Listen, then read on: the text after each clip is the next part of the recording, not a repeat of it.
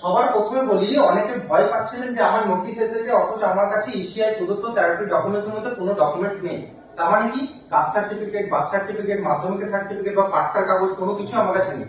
তাহলে আমি হিয়ারিং এ কোন ডকুমেন্টস নিয়ে যাব? আমার কি ভোটার লিস্টে নাম থাকবে নাকি বাদ চলে যাবে? অনেক ভয় আমাদের মধ্যে কাজ করছিল। তো আপনাদের জন্য আমি একটা সুখবর নিয়ে এসেছি। এবার থেকে মন থেকে ভয়টাকে পুরোপুরি ভাবে দূর করে দিন। আমি যেটুকু বলছি মন দিয়ে শুনুন। এমন কিছু আহামরি ডকুমেন্টস আপনার লাগবে না। যে কটা ডকুমেন্টস এর কথা আমি বলবো, প্রত্যেকটা ডকুমেন্টস আপনার কাছে আছে। চলুন দেখে নিই সেই ডকুমেন্টস গুলো কি কি। প্রথমতই সবার ক্ষেত্রে এই নোটিশটা মনে করে নিয়ে যাবেন এবং হিয়ারিং ভেন্যুতে গিয়ে অবশ্যই সাইন করবেন বা টিপসই দেবেন, কারণ সেটা এই সাহেব আপলোড করবেন। 2 নাম্বার হচ্ছে 2002 এর যে এক্সট্রা কপিটা রয়েছে, যাকে দিয়ে ম্যাপিং করুন না কেন, সেই পেজটা আপনাকে অবশ্যই মনে করে নিয়ে যেতে হবে, যেটা কোনোভাবে মিস করবেন না, কারণ এটাই মেন কপি। এখন এই দিক জন্য বা লজিকের ডিসক্রিপেন্সির জন্য এটাই মেন কপি, যেটা এখন আমাদের এই সাহেবরা পোর্টাল আপলোড করবেন।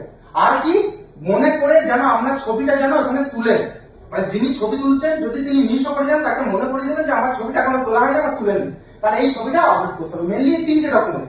আর আপনাকে যে কারণে নোটিশ এসেছে সেটাকে এস্টাবলিশ করার জন্য যে কোনো একটা সাপোর্টিং ডকুমেন্ট নিয়ে যাবেন, যাতে যিনি হিয়ারিং করবেন তিনি যেন স্যাটিসফাইড হয়, ঠিক আছে আপনার এই কারণে হিয়ারিং নোটিশ এসেছে, সেটা মিট আপ করে রাখছে ওই ডকুমেন্ট দিয়ে। জাস্ট এইটুকুই।